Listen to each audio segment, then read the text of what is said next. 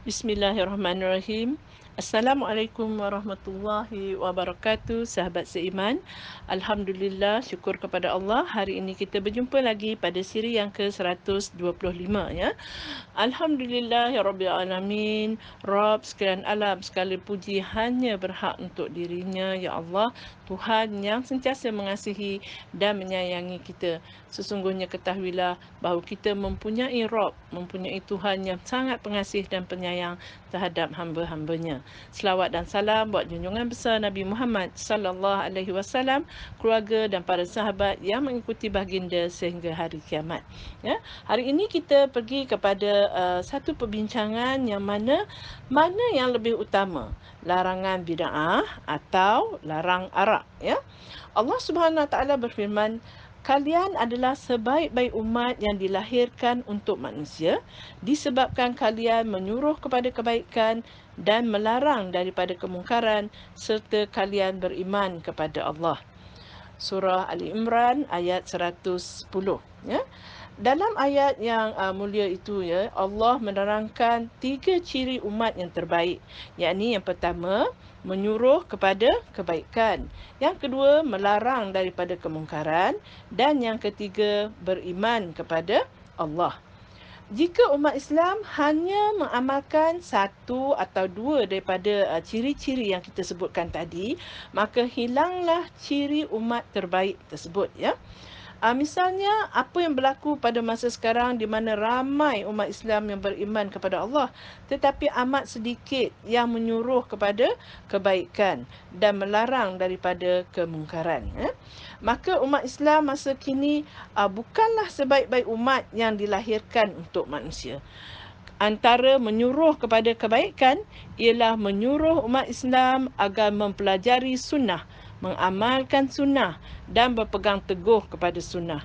Ini sebagaimana pesan Rasulullah sallallahu alaihi wasallam, maka hendaklah kalian berpegang dengan sunnahku dan sunnah para khalifah yang lurus dan mendapat petunjuk, berpegang teguhlah kepadanya dan gigitlah dengan gigi gerham. Ini merupakan hadis yang sahih, sebahagian daripada hadis yang dikeluarkan oleh Abu Daud dalam sunannya dan dinilai sahih oleh Al-Albani dalam Sahih Sunan Abu Daud. Ya, iaitu hadis nombor 3991. Iaitu bab dalam kitab Al-Sunnah, bab melazimi sunnah. Ya. Dan ia juga dinilai sahih oleh Syu'im Al-Arnud dan Muhammad Kamil dalam semakan mereka ke atas Sunan Abu Daud. Hadis nombor 4607 ya. InsyaAllah penjelasan lanjut tentang hadis ini akan kita kemukakan nanti dalam bab wasiat Rasulullah tentang sunnah dan bid'ah ya. InsyaAllah. Jadi antara larangan daripada kemungkaran iaitu kita melarang umat Islam daripada bid'ah dengan menerangkan apakah itu bid'ah, di manakah bahayanya bid'ah dan kepentingan menjauhi bid'ah meskipun yang kecil ataupun yang samar-samar ya.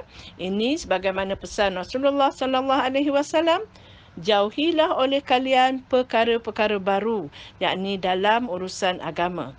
Kerana setiap perkara yang baru adalah bid'ah dan setiap bid'ah adalah sesat. Ya, ini merupakan hadis yang sahih, sebahagian daripada hadis yang dikeluarkan oleh Abu Daud dalam sunannya dan dinilai sahih oleh Al-Albani dalam Sahih Sunan Abu Daud, hadis nombor 3991 ya, iaitu dalam kitab Al-Sunnah bab melazimi sunnah ya, yang ianya juga dinilai sahih oleh Syu'im Al-Arnud dan Muhammad Kamil dalam semakan mereka ke atas Sunan Abu Daud ya.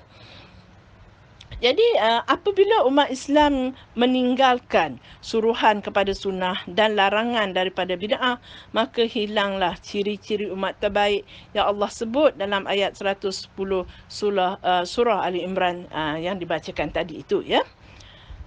Di sini mungkin ada yang bertanya, manakah yang patut diberi keutamaan?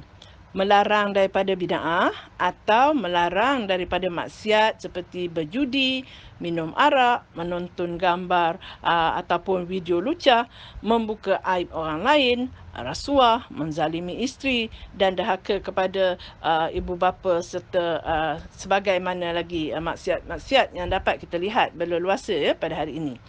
Jadi jawapannya adalah bahawa bid'ah dan maksiat kedua-duanya dilarang oleh Allah Subhanahu Wa Taala dan Rasulullah Sallallahu Alaihi Wasallam ya. Namun antara kedua-duanya keutamaan diberikan kepada melarang bid'ah itu dan menasihati orang yang berbuat bid'ah. Kerana inilah yang lebih utama ya dan inilah yang lebih bahaya sebenarnya. Ini kerana yang pertama, bid'ah mengubah agama. Sementara maksiat, ia tidak mengubah agama. Artinya, seorang Muslim yang berbuat maksiat, dia hanya menzalimi dirinya sendiri. Ya? Lazimnya orang yang melakukan maksiat tersebut bukan dengan mengubah hukumnya daripada haram kepada halal contohnya. Ya? Tetapi kerana kelemahan diri sendiri dalam mentaati larangan agama. Ya? Yang kedua, bid'ah memberi kesan yang buruk kepada agama dan pengamalnya, sementara maksiat memberi kesan yang buruk hanya kepada pengamalnya sahaja. Ya? Yang ketiga, bid'ah memberi kesan kepada agama, di mana sesuatu amalan bid'ah lama kelamaan akan dianggap sebagai sebahagian daripada agama. Berbeza dengan maksiat, ya. Ia tetap difahami sebagai larangan agama meskipun ia dilakukan sekian lama dan tersebar luas. Yang keempat, hampir setiap amalan bid'ah akan mematikan satu atau lebih sunnah yang semisal dengannya sehingga akhirnya menghilangkan ketulinan agama. Ya. Yang kelima, orang yang melakukan bid'ah, dia dalam andaian sedang melakukan ibadah dan kebaikan, sementara orang yang melakukan kemungkaran, dia sedar dia sedang melakukan dosa dan kesalahan. Ya. Yang keenam, orang yang melakukan bid'ah, dia lazimnya mengajak Muslim yang lain untuk turut serta kerana mengandaikannya sebagai sesuatu yang baik. Ya. Orang yang melakukan maksiat, dia selalunya dia tidak mengajak Muslim yang lain untuk turut serta kerana mengetahui ia adalah salah dan berdosa. Yang ketujuh, orang yang melakukan bid'ah, dia lazimnya melakukan bid'ah tersebut di tempat-tempat agama, ya, seperti di masjid, surau atau di majlis-majlis agama, sehingga orang awam menganggap ia adalah sebahagian daripada agama. Sedangkan orang yang melakukan maksiat, dia lazimnya melakukan maksiat tersebut di tempat-tempat yang khusus ya untuk bermaksiat. Sehingga kan orang awam kalau melihat perbuatan itu ia merupakan sesuatu perbuatan yang terhina. Dan sekiranya orang awam melihat kemaksiatan itu, perkara itu dilakukan, maka orang awam tahu bahawa itu memang sesuatu maksiat, sesuatu yang ditegah dan dibenci oleh masyarakat secara lazimnya, ya, secara adatnya memang dibenci dan tidak disukai oleh masyarakat perlakuan tersebut. Yang ke-8, bid'ah lazimnya dicipta atau dipimpin oleh agamawan. Sama ada imam, tuan guru, ustaz atau ustazah, ya, di mana status agamawan itu menyebabkan ramai orang awam mudah terikut-ikut kepadanya. Ya. Yang kesembilan, orang yang melakukan bid'ah, dia lazimnya memiliki beberapa hujah dan alasan agama bagi menghalalkan perbuatan tersebut. Ya. Paling rendah pun dia akan beralasan apa salahnya, bukankah perkara ini perkara yang baik kan. Dan orang yang melakukan maksiat, dia lazimnya tidak memiliki hujah walaupun alasan agama untuk dia menghalalkannya, maupun alasan agama memang dia tak ada hujah untuk menghalalkan perbuatan maksiatnya itu. Ya.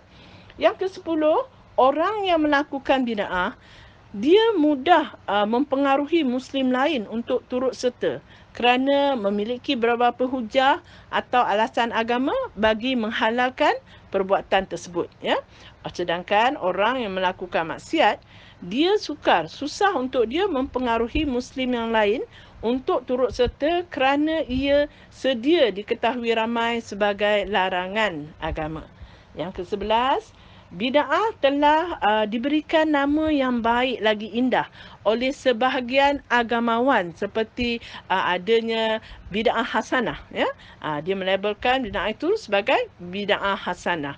Sementara maksiat lazimnya tidak diberikan nama yang baik maupun gelaran yang indah. Ya? Yang ke-12, orang yang melakukan bid'ah, dia tidak menganggap dirinya sedang melakukan dosa dan kesalahan sehingga kemungkinan untuk bertaubat adalah sukar. Ya?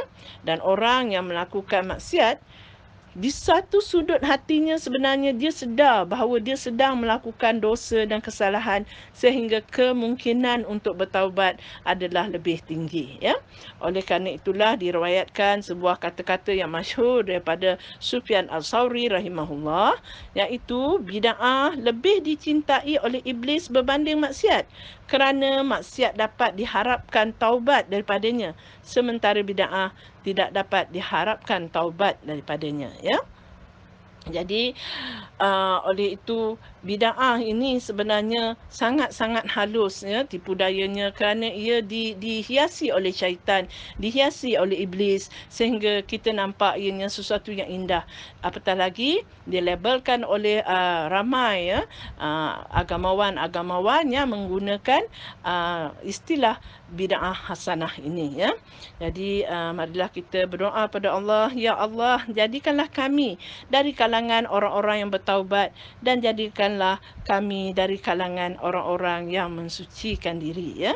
Jadi untuk statement mencari tahu pada hari ini, sungguh iman itu tidak dapat diwarisi.